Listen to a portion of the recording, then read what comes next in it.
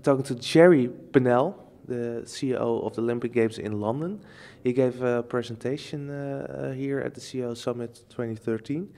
If you had to summarize your presentation in one sentence, what would the sentence be?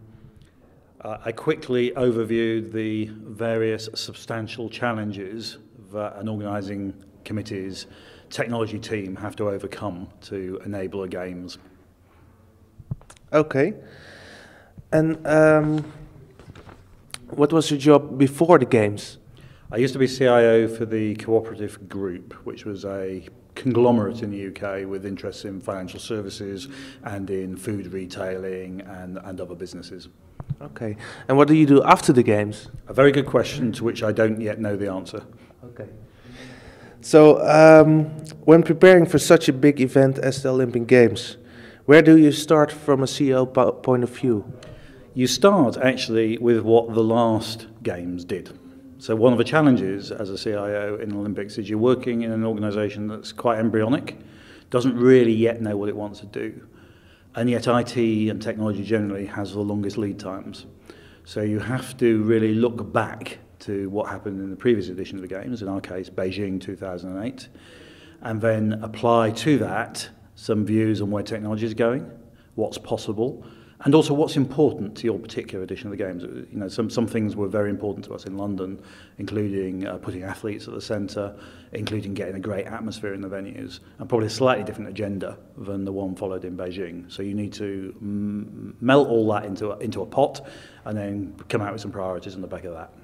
Okay. When did the preparatory trajectory start? When did you start preparing for the Games? You could say that preparing starts the minute the city is awarded the bid, which is 7 years before the opening ceremony, so in our case 2005. But I joined the organising committee in 2008, and it's probably about 4 years out is about time to get going on technology. If you start too early, it's a little too early to make some of the calls you need to make. And if you start much later than that, you'll run out of testing time. So 4 years probably is the right sort of periodicity for this. Did you have different scenarios for the Games? Yeah, so I mean, as part of your planning is you try and get your best assessment of what your peak traffic is going to be, where your users are going to be, what kind of behaviours they're going to exhibit, and the reality is always somewhat different. In some cases, the traffic was much heavier than we expected, noticeably about the uptake of mobile devices and the load that imposed on our website. Okay. And how did you find the right IT people for the job, and how did you assess what skills were needed? So, interestingly, finding talent for the Olympics is probably the easy bit, because it's such a great project, people want to come and work for you. So we had no difficulty finding talent until very late on. In fact, probably one of the most talented teams I've ever worked with. So that was great, actually, finding the talent. I think what you're looking for, something like Olympics, is a combination, obviously, technical skill, but there's something about emotional resilience and physical stamina that's very important. In the presentation, I mentioned the kind of hours of work that people were doing in the last 3 to 6 months, which were pretty extreme. Can you call them athletes? No. No. And yeah, can you tell us something about the people in your core IT team, the people you work daily with? So I had 400 staff in my team at peak. Obviously my direct reports were the people I worked most closely with, and they were an eclectic mix of people with a traditional IT background. One individual had more of a broadcast background, had one with more of a telecoms background, somebody with more of a project governance, project management background. And that's probably the sort of mix you're looking for. Somebody actually with a timing scoring background. Yeah. So you're looking for that kind of rich mix to have an effective team. Okay. Yeah, there's gone a lot of talk. It's going about the cloud. A lot of speakers are addressing the cloud on this event.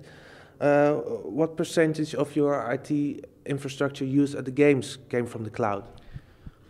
Cloud is an interesting topic, so in Olympic terms. So on paper, the Olympics is a great textbook case for using the cloud. It's very peaky and it's very short. So to be able to make your cost per transaction a variable rather than fixed is a great thing to try and do.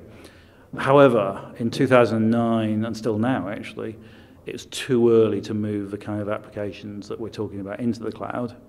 And some of the things you'll never move into the cloud. So, for instance, you will always want to keep your local results technology local to the venue, because it's kind of a basic architectural principle that the event can go on working even if the entire network is down. But yeah, I think over time the Olympics will move into the cloud when the software is mature enough. So actually in London, what did we put in the cloud? We put some relatively small components on either a hosted or cloud basis.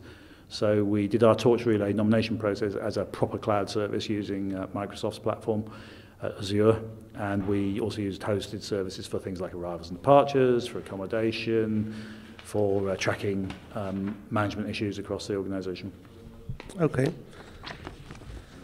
In regard of cybersecurity, the cybersecurity aspect of the games, it seemed like an event without any problems, but from behind the scenes perspective, is that still true? Was it really a quiet games? We were attacked every day to a greater or a lesser degree, mostly to a lesser degree. There were actually only 6 genuinely serious cybersecurity incidents, defining genuinely serious as, I got a phone call, which ranged from hacktivist attacks to one automated botnet attack, and some fairly professional attacks, not so much on our website, but on some of our clients' IP services. The good news is that despite all of this going on, we had planned sufficiently well that none of it caused us an operational or even a technical problem. And in fact, most of these groups moved their attentions on to other organisations once they'd tried us and not really got anywhere, which of course is the right answer. Yeah. Okay. What did you and your team do during or preparing for the games that may be considered as innovative? I went into the games with the mindset of the last thing I want to be is innovative, because innovation spells risk, and something like an Olympics, you don't want risk, you want it just to work. But we found innovation was inevitable in various areas. So to respond, for example, to the demands of consumers to get results information on their mobile phones, we found ourselves innovating in areas to do with getting the mobile network operators to cooperate, with the kind of information we were supplying in near real time to those mobile phones. Similarly, with respect to some of the other client groups, we found ourselves putting in very high density Wi-Fi systems and things of this nature, really driven by the expectations of the various client groups we're seeking to look after. Yeah. Can you think of more complex events than the Olympic Games? And if so, would you accept the challenge? I think the Olympics, in both scale and complexity, is as big as it gets. Okay. And how big in terms of data and complexity of IT will the next Olympic Games be? And has anyone thought of that yet? And what additional challenges do the next games bring? I avoid talking about what the next Olympic Games is going to have to deal with. That's a question you should address to Rio 2016. Okay.